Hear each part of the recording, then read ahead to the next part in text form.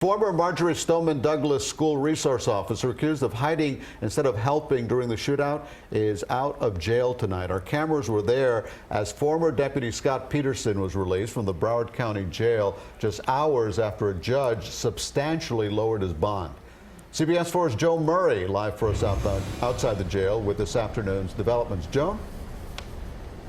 And Elliot, Peterson did look relieved, almost happy to be out of jail. Now, what happened today in court was significant in that his bond was reduced by some 60 grand.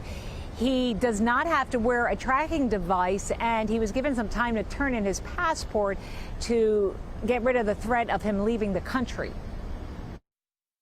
Former BSO Deputy Scot Peterson, a free man after 2 nights in the county jail, locked up and charged with numerous felonies for what investigators call inaction that cost lives while he worked as a resource officer during one of the deadliest school shootings in U.S. history.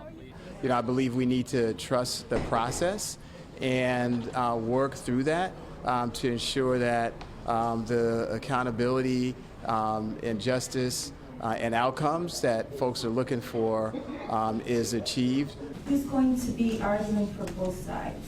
Earlier in the day, he faced a judge asking for a bond reduction and a change in the terms of his release. He is not a flight risk.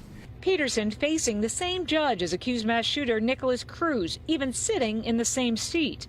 Prosecutors say Peterson failed to protect the children in his care. He hid while the gunman was still firing and didn't confront the Stoneman Douglas shooter as 17 people died. It's, in my opinion, disingenuous. Prosecutors say they have every right to charge Peterson with child neglect under the state statute and that it applies to law enforcement. There's a reasonable bond and one that can protect the community. And with that, the judge reduced bond, told Peterson he did not have to get an ankle monitor and that he had 48 hours to surrender his passport. Outside of court, his lawyer took a swipe at investigators, saying Peterson was blindsided Tuesday at the sheriff's office.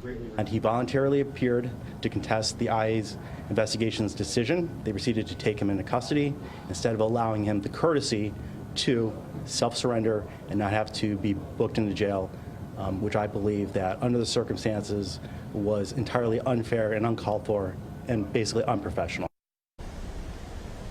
Now, Peterson is living in North Carolina. His attorney said his significant other did go up to retrieve his passport, is bringing it back tonight. The lawyer said he will hold on to it before he turns it over to authorities, but he said he has every assurance that Peterson will appear for all his criminal proceedings as he has for his civil proceedings.